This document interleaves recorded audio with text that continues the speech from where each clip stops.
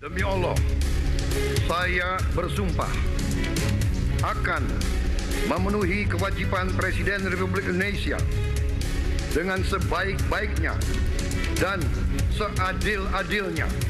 Demi Allah, saya bersumpah akan memenuhi kewajiban Wakil Presiden Republik Indonesia.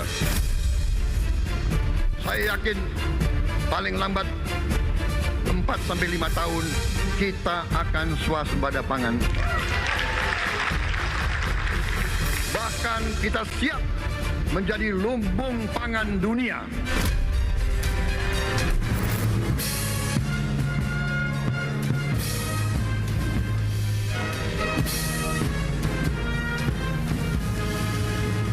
Saya serahkan seutuhnya impian, harapan, cita-cita besar dari 280 juta rakyat Indonesia kepada Bapak Presiden Jenderal TNI Purnawirawan Prabowo Subianto.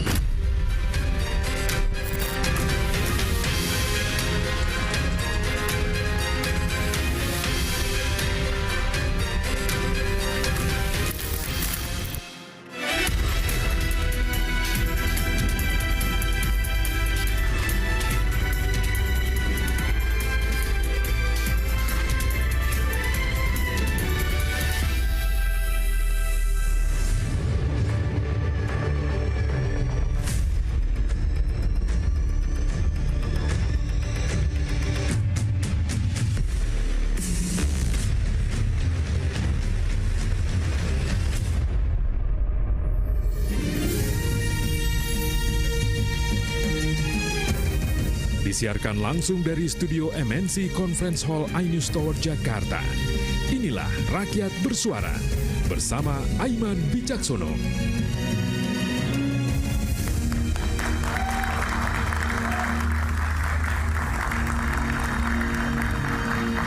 Pemirsa, pemerintahan baru Indonesia dimulai.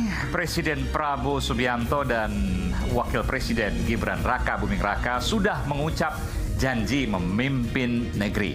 109 menteri dan wakilnya harus segera bekerja. Rakyat butuh hasil nyata. Dan Presiden ke-7 Republik Indonesia Joko Widodo dari kampung halaman di Surakarta tegas menyatakan akan purna tugas. Bagaimana kita melihat hari-hari ke depan? Saya Aiman Wicaksono, inilah Rakyat Bersuara.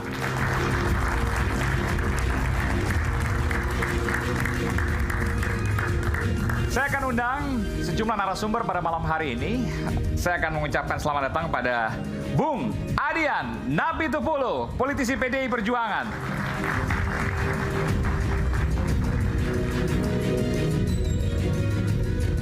Selamat malam, Bung Adian. Jadi sibuk pilkada karena ketua Des Pilkada PDI Perjuangan, betul ya? Betul. Betul, jadi sibuk untuk pilkada. Bukan hanya DKI, Pramrano, tapi juga yang lain. Ya, 545 wilayah. 545 wilayah. Tapi terima kasih udah hadir di sini loh. Ya. Cuma belum Karena pernah. Bung Aiman berharga buat saya. Wah, luar biasa. Saya terima kasih sekali. Saya terhormat kalau Bung Adian datang ke sini. Karena Untuk juga berharga untuk keberanian saat Pilpres hampir ditangkap. ada satu meja waktu itu namanya Bung Henry Satrio. Satu meja dengan saya tuh. Kalau saya ditangkap, beliau juga bakal ditangkap juga. Almost, man, almost.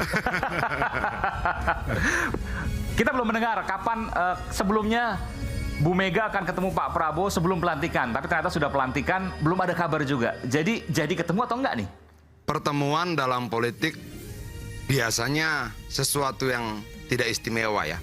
Bisa hari ini, bisa besok, bisa lusa dan sebagainya. Apalagi setelah pelantikan kan, kalau sebelum Ya. pelantikan orang berpikir bahwa akan masuk ke kabinet. Ternyata sudah pelantikan, tertutup pintu sudah. Betul, dan maksud saya sampai hari ini semua kader PDI Perjuangan tegak lurus, patuh dan taat pada keputusan Ketua Umum sebagaimana hasil Kongres dan Rakernas kita. Artinya itu adalah kesepakatan kita bersama-sama, kita ikut perintah Ketua Umum bagaimana mengambil sikap terhadap pemerintahan sekarang. Apapun perintahnya kita jalankan. Oh, jadi belum jelas apakah di luar pemerintah? Oh, pasti di luar pemerintahan dong, karena nggak masuk. Kalau kabinet sampai saat ini kita tidak ikut dalam kabinet. Ya. Tapi bagaimana ke depan kita akan tunggu perintah Ketua Umum. Orang-orangnya, sosok-sosoknya, tokoh-tokohnya tidak masuk dalam kabinet. Tapi apakah ideologinya akan masuk ke kabinet, akan mendukung pemerintahan sekarang, atau berada di luar pemerintahan sekarang kebijakannya? Itu yang Kalau menjadi pertanyaan. ideologinya Pancasila 1 Juni. Ya, dan negara ini juga ideologinya sama. Sama, jadi pasti masuk ke dalam. Bukan pasti masuk ke dalam, artinya bahwa ideologi negara kita sudah kita sepakati bersama-sama adalah Pancasila 1 Juni. Itu sudah clear, tidak lagi perlu dipertanyakan. Nah, persoalan bagaimana sikap kita dalam sistem presidensial tidak ada oposisi partai. Oposisinya apa? Kalau secara teori, oposisinya sistem presidensial adalah parlemen. Ya. Karena fungsinya adalah mengawasi. Siapa yang mengawasi jalannya pemerintahan? Parlemen. Jadi kalau ditanya apakah ada oposisi? Ada. Siapa? Parlemen. Parlemen sebagai institusi itulah yang harus menjadi oposisi dalam sistem presidensial. Tapi kan pimpinan parlemennya kemarin ikut mengumumkan juga, walaupun itu Ketua Harian Gerindra, Pak Dasko. Enggak, gini. Kita dalam sistem kenegaraan itu kan ada parlementer, ada presidensial. Kalau parlementer itu dimungkinkan adanya oposisi partai-partai yang tidak bergabung dalam pemerintahan. Ya. Dalam sistem presidensial, sistem itu tidak memungkinkan dibukanya partai-partai yang mengambil sikap oposisi terhadap pemerintah. Kenapa? Karena pemerintah itu adalah kepala negara sekaligus kepala pemerintahan, bukan model perdana menteri. Lalu siapa oposisinya dalam sistem presidensial? Secara teori parlemen itulah oposisinya. Nah, tapi saya mau tanyakan tadi satu, kan saya belum selesai nih ya. Ini penting kan, penting. Satu, pimpinan parlemennya Bang Dasko itu ada pada saat pengumuman. Yang kedua, politisi PDI Perjuangan yang juga pimpinan parlemen Mbak Puan Maharani menyatakan bahwa akan mendukung pemerintahan Prabowo Subianto. Artinya clear dong, jelas, ceto welo-welo. Enggak. Gini. Parlemen itu setara institusi. DPR itulah gini. Tugas oposisi itu apa? Mengawasi. Tugas DPR itu cuma ada 3. Bikin undang-undang, bikin anggaran, kedua mengawasi. Apa yang diawasi? Pelaksanaan undang-undang dan penggunaan anggaran. Sesederhana itu. Dalam konteks pengawasan itulah melekat watak oposisi, sifat oposisi, tipikal oposisi. Oke, walaupun mendukung, tetap watak oposisi itu ada. Begini, bukan mendukung, begini loh. Nah, ini Mbak Puan kan ngomong begitu. Gini. Dikelirkan dulu bahwa sebenarnya apapun yang sudah diputuskan oleh negara melalui Mahkamah Konstitusi, melalui MPR kemarin pelantikan, sebagai warga negara yang baik kita ikut. Oke? Tapi kalau kemudian ditanya apakah ada oposisi? Ada. Apakah partai? Bukan. Secara teori oposisinya adalah DPR. Oke. Sebagai lembaga. Kenapa DPR dianggap sebagai lembaga yang bersifat oposisi? Karena fungsinya mengawasi. Begitu loh. Artinya pimpinan DPR, apakah itu partai ataukah secara personal, berbeda dengan kelembagaan DPR? Bukan berbeda. Tapi bisa berbeda pendapat juga? Bukan berbeda pendapat. DPR ini kan banyak orang, banyak partai, banyak kepala, banyak pikiran dan sebagainya. Tugas dia mengkritisi, misalnya begini. Di Komisi 7 atau di Komisi 12 sekarang misalnya ada kebijakan pertambangan yang tidak berpihak pada lingkungan, tidak berpihak pada rakyat, tidak berpihak pada investasi dan sebagainya. Boleh nggak dikritisi? Boleh dong. Oke. Apakah itu dikritisi oleh ketua dan pimpinan DPR? Tidak. Tapi oleh anggota komisi terkait. Kemudian ada kekerasan yang dilakukan oleh aparatur negara. Boleh nggak kita kritisi? Boleh dong. Oke, yang mengkritisi apa? Anggota-anggota DPR itu. Oke. Jelas nih. Dikelirkan dulu biar orang tidak salah membedakan antara oposisi di sistem parlementer dan oposisi di sistem presidensial. Itu loh. Kalau di dalam sistem parlementer bisa partai berbeda. Gitu loh. Tapi dalam presidensial oposisinya ada secara teori ya DPR itu loh. DPR itu orang-orang itu yang bisa berbeda dengan pimpinannya, ketua fraksinya, bisa aja. Itu bagaimana mereka berkomunikasi ke dalam. Gitu. Bagaimana kemudian anggota DPR berkomunikasi dengan pimpinan fraksinya. Di PDI Perjuangan kita biasa berdiskusi bahkan berdebat tajam tentang hal-hal itu dengan pimpinan fraksi kita. Nggak begitu loh Mas, nggak begitu loh Bang, nggak begitu ya, segala itu biasa. Dan itu tidak dilarang di PDI Perjuangan. Dan itu sah. Kita lihat nanti kiprah seperti apa, termasuk Bung Adian. Seperti apa suaranya hari ini akan menunjukkan bagaimana DPR nanti. Terima kasih. Silakan Bung Adian. Saya akan panggilkan selanjutnya adalah politisi Partai Solidaritas Indonesia, Bung Ade Armando.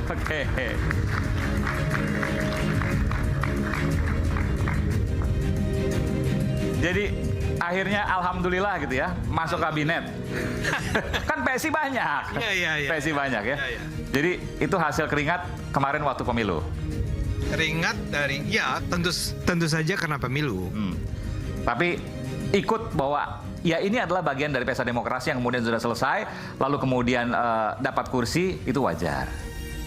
Wajar ya. Wajar, baik. Anda maksudnya apa sih mau nanya? Nggak, mau nanya itu aja. Oh, itu sebenarnya, aja, mau ya. nanya itu. Jadi selama ini bahwa apa yang sudah dilakukan sudah on the track dan tinggal bagaimana mendukung pemerintahan ke depan. Hanya itu. Ya. Kalau tadi apa yang disampaikan Bung Adian misalnya oposisi dan lain sebagainya di parlemen ya, anggota-anggota secara kelembagaan. Bung Adian punya pendapat yang berbeda nggak? Ya, saya berbeda dengan Bung Adian tadi karena saya tidak menganggap oposisi itu adalah parlemen. Oposisi itu adalah, kalau dalam definisi yang saya pelajari, adalah political party atau kelompok yang mengopos pemerintah yang berkuasa. Harus dari partai politik. Kalau dalam bahasa sistem pemerintahannya iya. Nggak bisa orang per orang di DPR, di parlemen segala macam, mungkin berbeda dengan ketua fraksinya, berbeda dengan pimpinannya. Mungkin dalam praktek bisa saja terjadi, tapi kan biasanya satu partai itu Harus tegas. akan tegas. Nah, misalnya ada barangkali orang-orang yang berbeda pendapat dengan suara partainya itu akan mengalami masalah di partainya. Mungkin akan ada terjadi pergantian PAW dan lain sebagainya. PAW dan sebagainya. Tapi oposisi sekarang yang paling jelas adalah PDIP. Saya setuju itu, ya. Karena PDIP adalah satu-satunya partai yang tidak berada dalam kabinet. Sehingga sangat mungkin nantinya ketika ini berjalan, pemerintahan ini berjalan, di DPR yang paling kritis terhadap apa yang diambil oleh pemerintah adalah PDIP. PDIP. Meskipun tadi Bung Adian mengatakan bahwa bukan partainya, tapi parlemen. Parlemen itu dari orang-orangnya, kelembagaan.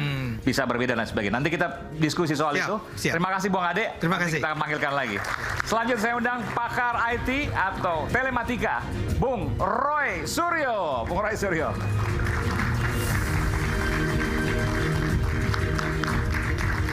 Bung Roy. Baik. Ya, jadi kalau tadi Bung Adian bilang saya hampir ditangkap, Bung Roy juga hampir ditangkap juga kelihatannya. Pas Bata, pasukan bawah tanah laporin Bang Roy. Pasukan bau tanah. Ya karena sudah bau tanah. Kenapa bawah tanah? Ya karena udah benar-benar bau tanah, udah hampir mati jadi bau tanah aja. Tapi nggak apa-apa, kalau di sini kan rapi kita. Ya kan? Tapi kalau di luar ini saya buka. Apa itu? Nah, kalau ini saya buka nggak rapi lagi. Apa itu? Kita juga pasukan juga nih. Oh, kaos ini. Kaosnya kita semuanya adalah Oh, baru pertama nih. korban Mulyono. Ini sengaja Loh, tablon nih. Kan ada yang pakai Putra Mulyono. Niat banget nih. Ya kan? Kalau kita korban Mulyono. Putra Mulyono ketua umumnya Bang Ade. Enggak lah, lain. Iya. Dia kan memakai itu Iyalah. kan. Iya. Nah, Betul. nggak apa-apa berbeda pendapat itu biasa. Korbannya di mana maksudnya? Lah, Kan harus dijelasin dong. Ya Maksudnya kan- korban Pak Jokowi. kan Pak Roy. sama-sama kita pernah jadi korban. Bukan coba. Nah, kalau saya kan cuma dilaporin. Ya. Kalau Bang Roy kan sempat masuk pesantren istilahnya ya. Oh iya, nggak apa-apa. Penjara. Justru itu kan kita Itu. Tapi yakin bahwa itu apa yang disampaikan? Belum tentu kan. Masa itu kan kaitan ke hukum. Apa yang Mas Roy mau sampaikan di situ? Masa tiba-tiba bawa Mulyono dan lain sebagainya? Loh enggak, kan Mulyono kan sekarang sedang santai, ya kan? Ya kan hari ini santai. Tadi pagi makan sate buntel di warung Pak Di.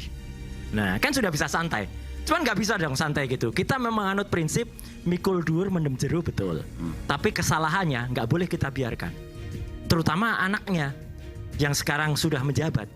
Itu tetap orang Indonesia punya utang terhadap dia. Dia punya utang terhadap rakyat Indonesia. Utang apa? Harus jelaskan dong Fufu Fafa itu siapa. Oh. Ya, Nanti Mas Ade yang menjelaskan. karena ada lagunya. Rasa lesat, hidup sehat, dunia cerah, Fufu Fafa luwak white kopi gitu. Apa kaitan? Nggak ada kaitan Mama. Aduh. Nanti Bang Ade mau jawab soal itu. Silahkan Mas. Luar biasa nih.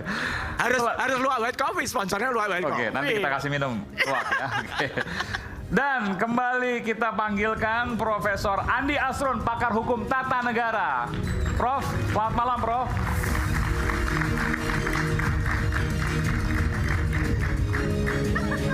Ada yang baru sekarang Prof karena sudah pelantikan ya, ini hari pertama rakyat bersuara setelah pelantikan Pak Prabowo dan Mas Gibran ya. Ada yang berbeda suasananya atau apa? Prof mau sampaikan Ya misalnya? pasti beda ya. Model kabinet beda. Ya. Kan kemudian komposisi Beda kenapa? kabinet Karena juga lebih beda. besar. Karena besar dan kemudian fokus. Fokus. Saya setuju Dan setuju? Misalnya Padahal nggak pemecahan dapat- kementerian ya. Nggak dapat menteri, udah setuju? Anda pemecahan Kementerian Hukum dan HAM. Oke. Itu udah betul dibedakan tuh.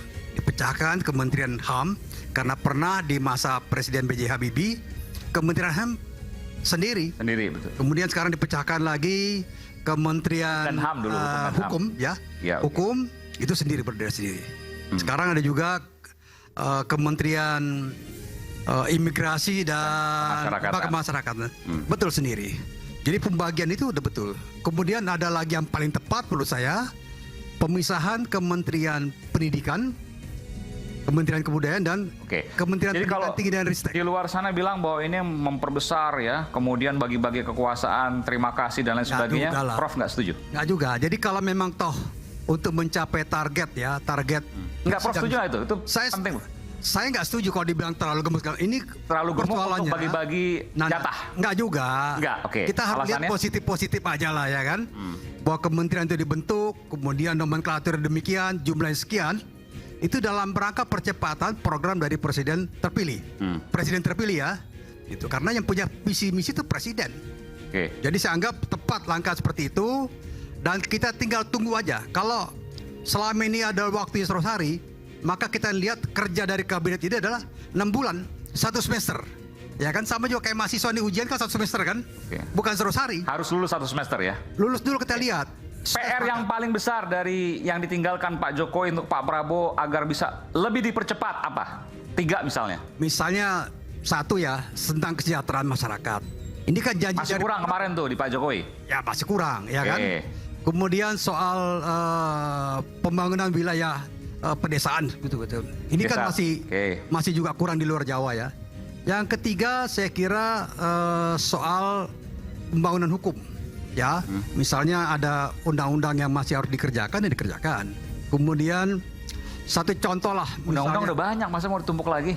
Ada perintah undang-undang. Jadi undang-undang memerintahkan pembuatan undang-undang. Misalnya undang-undang nomor 17 tahun 2003 tentang kesehatan. Itu kan ada perintah membentuk kolegium. Ya kan para pakar itu harus dibentuk tersendiri dengan undang baru. Kalau undang-undang perampasan aset harus dipercepat nggak?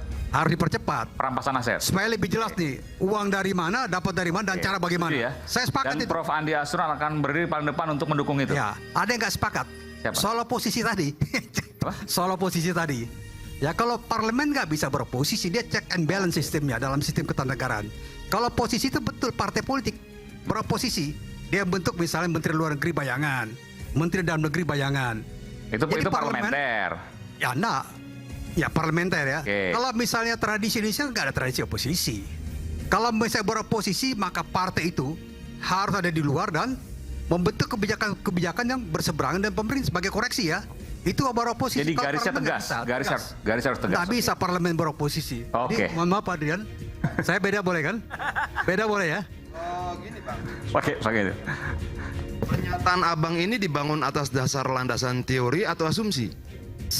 Saya melihat praktek ketatanegaraan begitu. Bukan praktek ketatanegaraan. Nah, gini Pak. Gini ya.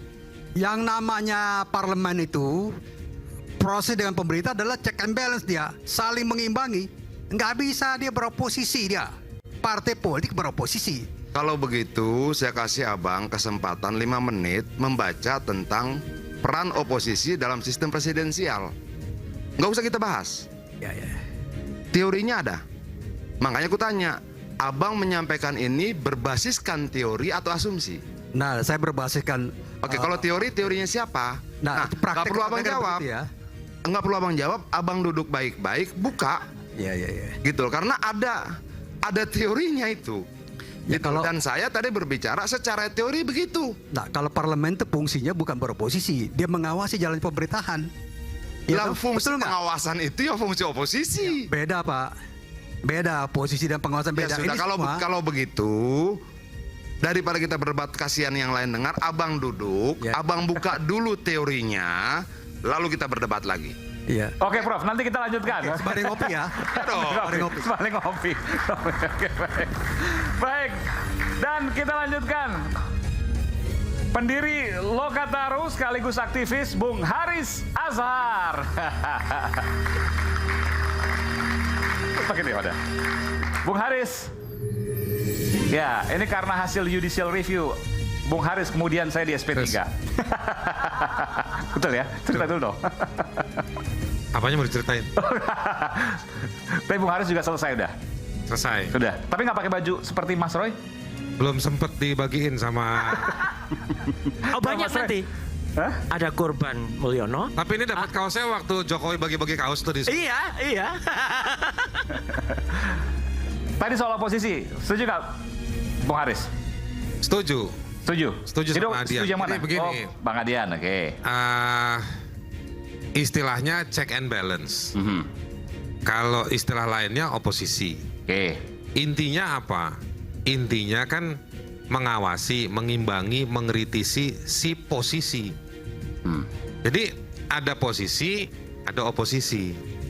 Ada oposisi yang dia diwajibkan secara konstitusional, itu yang disebut dengan DPR.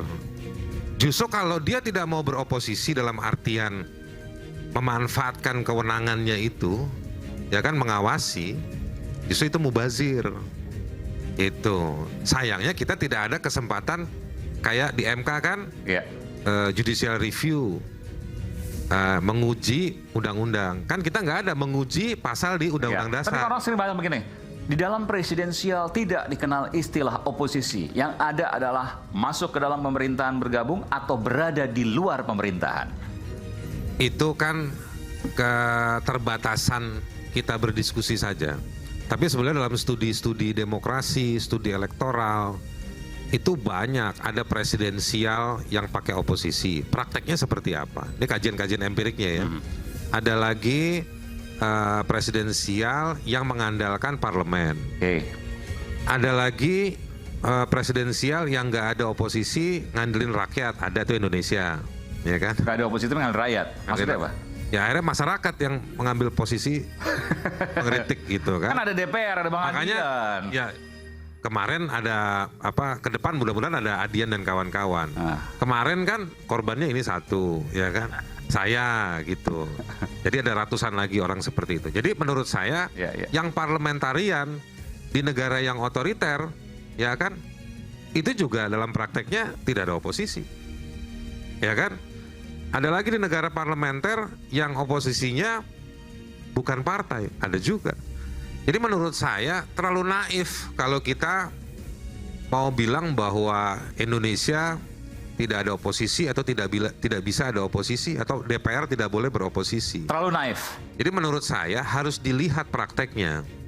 Dan ada banyak kesempatan atau ada banyak momentum yang sebetulnya praktek-praktek mengkritik, mengawasi itu dijalankan. Nah, jadi tapi menurut saya ada yang terinstitusionalisasi berbasis konstitusi, ada lagi yang memang kelasnya atau warnanya adalah warna rakyat, ada lagi oposisi yang selama tidak ada ujian tengah semester seperti mahasiswa, ya kan? Kalau ada ujian tengah semester dia nggak bisa beroposisi, karena kemarin kampusnya kan dipaksa kan oleh kekuasaan. Dikontrol mereka semua. Sekarang kan rektornya juga, rektor semua harus lewat presiden. Nah, itu dia makanya, itu bisa-bisaannya Mulyono. Jadi menurut saya ada banyak cara kita melihat oposisi atau check and balances. Nah sekarang kita balik, ada nggak check and balances di luar parlemen? Ada juga, ya kan? Menggunakan mekanisme judicial, ya kan? Menggunakan mekanisme politik lokal. Politik lokal misalnya apa tuh? Ya di daerah-daerah. Mereka melakukan apa? Ya misalnya masyarakatnya bersiasat dan berkonsolidasi untuk melakukan pengawasan pada tematik-tematik tertentu. Oke, misalnya pembukaan tambang dan lain sebagainya. Sektor-sektor tertentu. Ya. Nah itu juga bisa. Kita baru ngomong oposisi check and balances, ya kan? Belum lagi perlawanan, nah, ada juga. Oke, nanti perlawanan seperti apa nanti kita lihat. Bung Haris Sasar, kita berikan tepuk tangan. Dan Ketua Lingkar Nusantara sekaligus politisi Partai Gerindra, Bung Hendarsam Marantoko. Woi, hormat. Ini kayak abis dilantik, hormat dulu. Udah kayak Pak Prabowo belum? Ya, oke, belum kurang kantong. Biasa kan kurang kantong. Kayak Mayor Teddy. Oke, bilangnya Bung Hendar apa Bung Hensam? Bung Hensam. Rebut-rebutan tadi dengan Bung Hensa, Bung Hensa. Bung Hendar Sam, Bung Hendar. Jadi kalau disebutkan ini mulai banyak kritikan. Ini nggak kebanyakan. Nanti anggarannya gimana? Belum makan bergizi. Jawabannya apa? Ya, gini. Kita melihatnya ini kabinet ini gemuk atau tidak. Secara visual memang gemuk karena banyak yang dimekarkan. Tapi secara filosofis ini ramping. Karena apa? Dengan pemecahan-pemecahan ini, maka menteri-menteri ini akan ramping tugasnya. Nah, saya menyambung apa yang dikatakan oleh Prof. Andi Asrun tadi. Bayangkan saja, saya ambil contoh di Kementerian Hukum dan HAM. Saat ini dirjennya ada 6. Dirjennya ada 6 itu. Jadi dia harus mengawasi dan mempunyai skill dan pengetahuan yang cukup untuk mengorkestrasi semua ini. Ya kan? Apakah itu bisa dilakukan oleh seorang menteri? Saya nggak yakin itu bisa dilakukan. Makanya dilakukan pemecahan ya ketika Menteri HAM sendiri fokus saja dia di HAM, ya kan? Tidak diurus oleh seorang dirjen untuk melakukan itu. Jadi secara filosofis ini ramping tugasnya.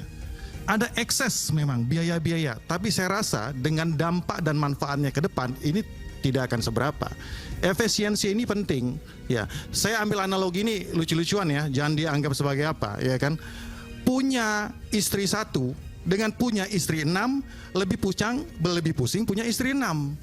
Punya dirjen 6, ya kan? Apakah salah seorang menteri hukum dan HAM bisa menguasai secara kontekstual dan material dan teknis untuk mengetahui persis HAM itu seperti apa? Perundang-undangan itu seperti apa? Ya kan?